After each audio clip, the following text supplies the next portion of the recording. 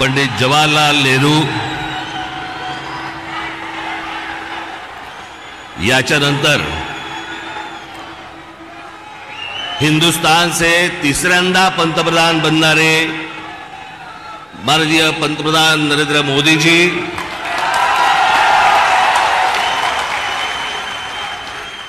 सन्माननीय व्यासपीठ आणि माझ्या जमलेल्या तमाम हिंदू बांधवांनो, भगिनींनो आणि मातांनो,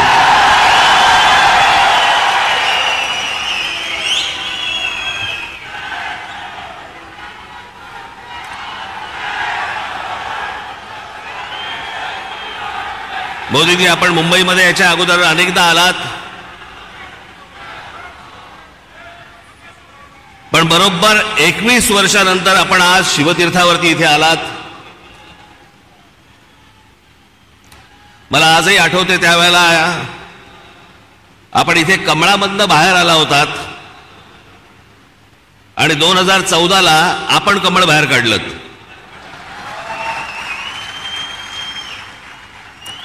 मी आज फार वेळ काही भाषण करणार नाही. आपल्याला सगळ्यांना मोदीजींचं भाषण ऐकायचंय. गेल्याच महिन्यामध्ये माझं इथे भाषण झालेलं आहे.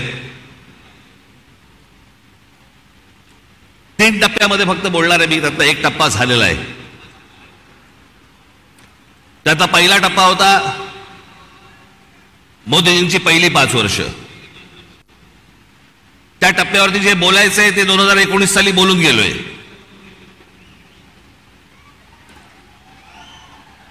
ओरली आता गेली 5 वर्ष. मला असं वाटतं आता देवेंद्रजी, मुख्यमंत्री अजितदादा, इतर सर्वांनी, उद्धव ठाकरे, शरद पवार आणि इतर सर्व माणसांवरती वेळ घालवला.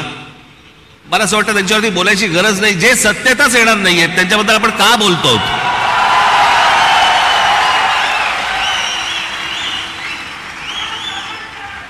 काही आवश्यकताच नाहीये त्या लोकांची.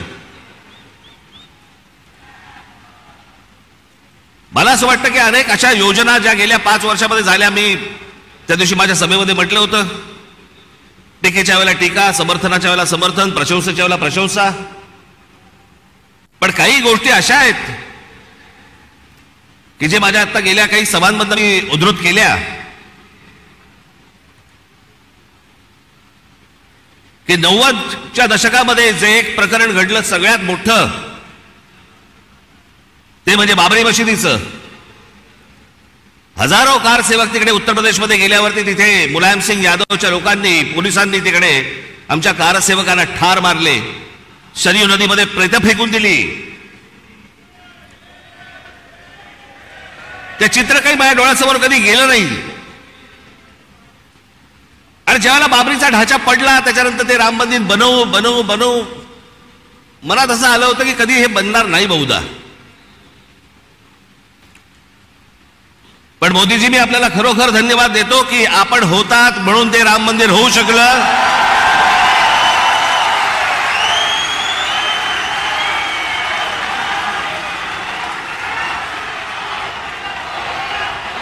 अन्यथा ते झालंच नसतं.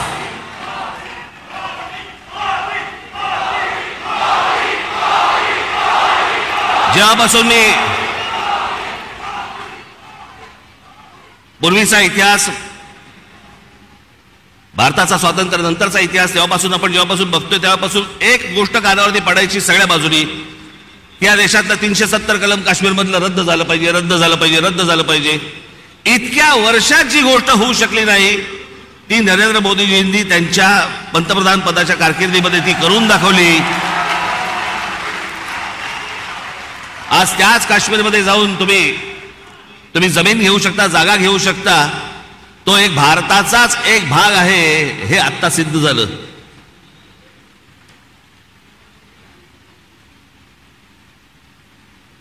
राजीव गांधी ज्यावेळेला पंतप्रधान झाले त्यावेळेला एक मोठी केस झाली होती आणि एक प्रकरण सुप्रीम कोर्टामध्ये होतं आणि सुप्रीम कोर्टाने निकाल हा शाह बानो नावाची एक महिला होत्या त्यांच्या बाजूने लावला होता. आणि सुप्रीम कोर्टाने तो निकाल लावल्यानंतर राजीव गांधींनी लोकसभेमध्ये बहुमताच्या आधारावरती तो सुप्रीम कोर्टाचा निकाल म्हणजे ज्या बाईला न्याय मिळाला होता तो काढून टाकला आणि त्या मुस्लिम महिलेला कधी न्याय मिळू शकला नव्हता एका छोट्या पोटगीसाठी.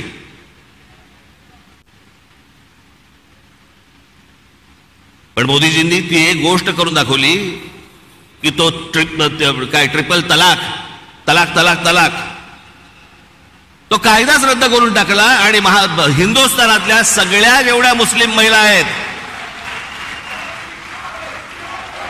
त्यांच्यामध्ये एक समाधानाचं वातावरण झालं की रात्री आपला नवरा आला, शुद्धीत आहे का बेशुद्धीत आहे माहित नाही, पण समजा उद्या तलाक तलाक तलाक बोलला तर करायचं काय पुढे? पण तो विषयच बंद करून टाकला. मला असं वाटतं की हे अनेक गोष्ट अन्नधान्य पुरवण्यापासून लस देण्यापासून अनेक गोष्टी झाल्या, पण मी ह्या सगळ्या गोष्टींना सर्वात धाडसी निर्णय मानतो. ही गोष्ट करून घेणं, इतकी वर्ष जी होऊ शकली नाही ती गोष्ट मला असं वाटतं करून घेणं हे मला असं वाटतं की सगळ्यात महत्वाची गोष्ट आहे असं मला वाटतंय.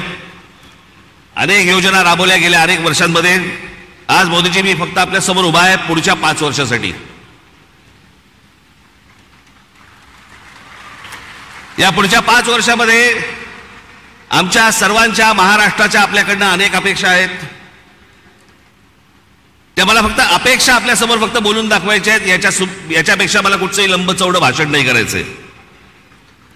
त्यातली माझी पहिली अपेक्षा आहे की गेले अनेक वर्ष खितपत पडलेला मराठी भाषेला अभिजात भाषेचा दर्जा मिळावा,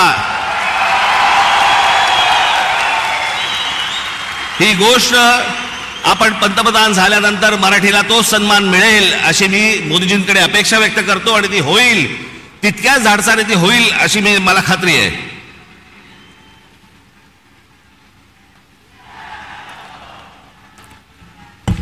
दुसरा विषय, कारण बाकीचे कसं आहे, बाकीच्या सगळ्या गोष्टी महाराष्ट्रामध्ये करण्यासाठी म्हणून आमचे देवेंद्रजी आहेत, एकनाथराव आहेत, अजितदादा आहेत, बाकीचे करतील.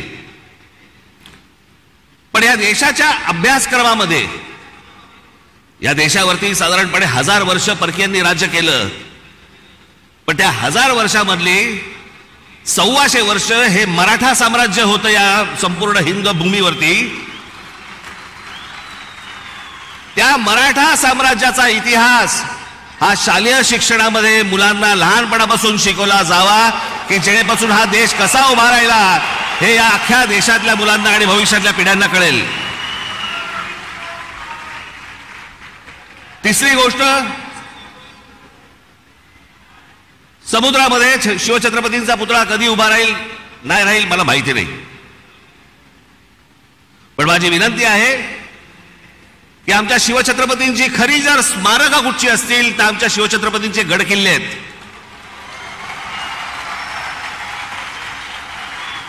आणि या गड किल्ल्यांना पूर्वीचं ऐतिहासिक वैभव प्राप्त करून देण्यासाठी म्हणून आंतरराष्ट्रीय दर्जाची एक समिती नेमावी.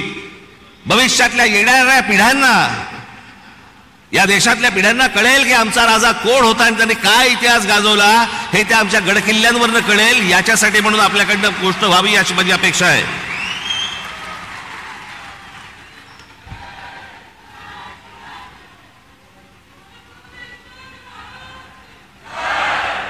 चार पाचच गोष्टी आहेत, माझ्या फार नाही आहेत. देशभरामध्ये अनेक ठिकाणी मोदीजी आम्ही पाहिलं की आपण उत्तम रस्ते बनवलेत, अनेक फ्लायओव्हर्स बनवलेत, अनेक ब्रिजेस बनवलेत. माझी आपल्याला कळकळीची विनंती आहे की गेल्या 18-19 वर्ष आमचा मुंबई गोवा महामार्ग हा अजूनही तसाच आहे, अजूनही तसाच खड्ड्यामध्ये आहे. तो लवकरात लवकर व्हावा अशी माझी आपल्या सर्वांना विनंती आहे. मगाशी रामदासभाईंनी उल्लेख केला, मोदीजी आपण पण आपल्या अनेक सभांमध्ये पण सांगितलं, पण आज जरा खडसावून सांगावं की या भारतामध्ये डॉक्टर बाबासाहेब आंबेडकरांनी जे उभं केलेलं जे संविधान आहे त्या संविधानाला कुठेही धक्का लागणार नाही. तुम्ही लावणार कधीच नव्हतात, पण जे विरोधक ज्या प्रकारचा प्रचार करतायत मला असं वाटतं त्यांची तोंड एकदाचीच बंद व्हावीत की जेणेकरून परत त्यांची तोंड उघडली जाणार नाहीत. अशी अनेक जनतेची या महाराष्ट्रातली अपेक्षा आहे. या देशामध्ये अनेक करोडो मुसलमान आहेत, लाखो मुसलमान आहेत, देशभक्त मुसलमान आहेत, जे या देशावरती प्रेम करतात, जे या देशावरती खरंच त्यांची निष्ठा आहे. खरं तर सांगायची गरज नाही, पण काही मुठभर आहेत जे आज उद्धव ठाकरे आणि काँग्रेसला जे पाठिंबा देणारे आहेत ना, त्यांचा उद्देश हा फक्त गेल्या 10 वर्षात त्यांना डोकं वरती नाही काढता आलंय. आणि ते डोकं वरती काढण्याचा मार्ग कोणता, तर काँग्रेस सारखा सुलभ मार्ग नाही. याच्यासाठी म्हणून ते आज त्यांना सगळ्यांना पाठिंबा देत आहेत. पण लाखोच्या संख्येने, करोडोच्या संख्येने आज मुसलमान आपल्या बरोबर आहेत. त्याला एक शाश्वती पाहिजे, त्याला मनात आदर आहे, तो काम धंदेवाला आहे, त्याला काम करायचं या देशामध्ये, तो या देशाचा नागरिक आहे, पिढ्यानपिढ्या राहणार आहे. पण मला असं वाटतं की हे जे मुठभर आहेत, हे ओवेसी सारख्या ज्या अवलादी आहेत, यांच्या मागून फिरणारे जे लोक आहेत, यांचे जे अड्डे आहेत, हे अड्डे एकदा तपासून घ्या. तिथे माणसं घुसवा, देशाचं सैन्य घुसवा आणि हा देश एकदा कायमचा सुरक्षित करून टाका.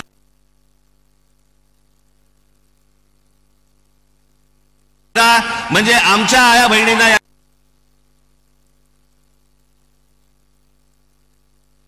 याच्यापुढे देशामध्ये फिरताना कोणत्याही प्रकारचा त्रास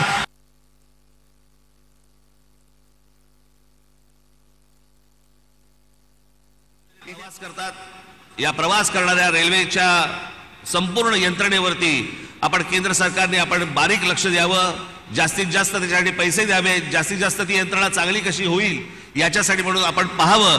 एवढ्याच फक्त मी आज अपेक्षा आपल्या समोर घेऊन आलो होतो. बाकी भविष्यातल्या येणारा हिंदुस्थान हा आपल्या हातून उत्तम पद्धतीने मोठा हो, जगात मोठा हो, घडो, ही एक आशा अपेक्षा बाळगतो आणि आपण सर्वांची मी रजा घेतो. धन्यवाद. जय हिंद, जय महाराष्ट्र. धन्यवाद राज साहेब. देवी और सज्जनों,